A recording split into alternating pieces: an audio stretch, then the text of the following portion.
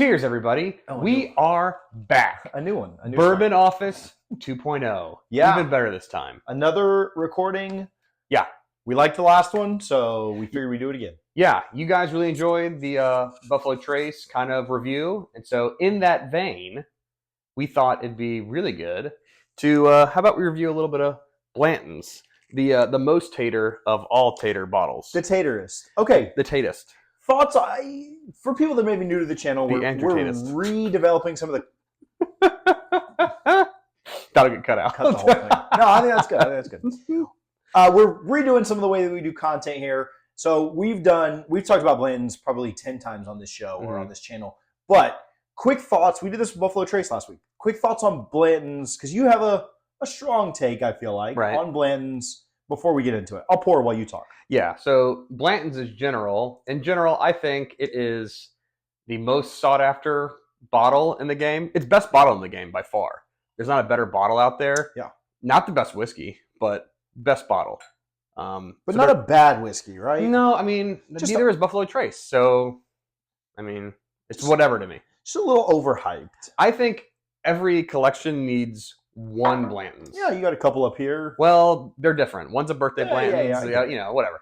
But everyone needs one, and they just stop going after it because it's kind of ridiculous. It's ridiculous to have to seek and search and find. I have a Blanton's from, they put the dump date on them. You have one as well. Yep. I have one for all three of my kids' birthdays. That's cool. That's special. Sure. Yeah. I'll open them later. Yeah, when they were like 15 or something. Yeah. 12. But yeah. They're cool. When you first get into the game, they're cool. Yeah. But what's the actual juice, right? It's not worth the squeeze. Okay. But jeez. Yeah. The actual juice itself. Also, side note, we are drinking out of our Bourbon on a Budget Glencairns. Oh, we should do another run of these. If you guys are interested in maybe picking one up, let us know. We'll do a merch drop or whatever. So give us a heads up. Love to have These are the best. Love the good Glencairn merch. Okay.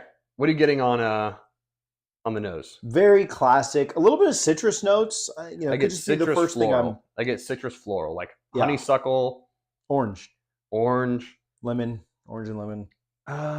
Almost like a, but some caramel there underneath. Very like medicinal cherry. Could see that. A little. I don't want to say leather, but I feel like there's some like a little higher proof than the Buffalo Trace. Is it like 90? 100? Is it 90? I think it's 90. No, 93. That's right. Yeah. That's right. Oh, so a little bit like more every single one of them. Yeah. Okay, so it's not as apple as the Buffalo Trace. This is a mash bill 2 product. So it differs from the Buffalo Trace Eagle Rare line. It goes into its own Blanton's Elmer line. And then you jump into it. I'm getting some of that citrus there as well. A little more leather, like you just mentioned, on the taste. Yeah, for sure. Has like a leathery, bitter note to it. The fact that they're single barrels, they're all going to be slightly different. Different profiles. But within the same world. Like, you're not going to get anything that's like way out of left field. I mean, you taste a little more aged to me. For sure. Not, certainly not like, 10 or 15 year kind of whatever, but the higher end of that. Yeah, Buffalo Trace 6 to 8. This is the higher end of that. Maybe 8 reaching up toward that 8, 9, 10. Yeah.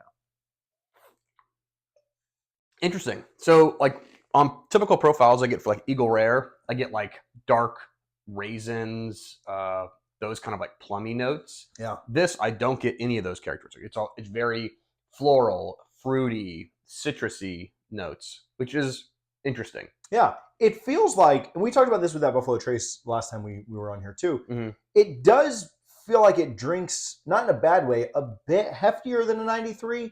Not like with any kind of bite, but just like the viscosity, the mouthfeel. Right. It feels a little more quality than that. I would agree with that. You don't just feel like I'm just drinking a 90 proof bourbon. You do feel like you're getting a little bit more out of it there.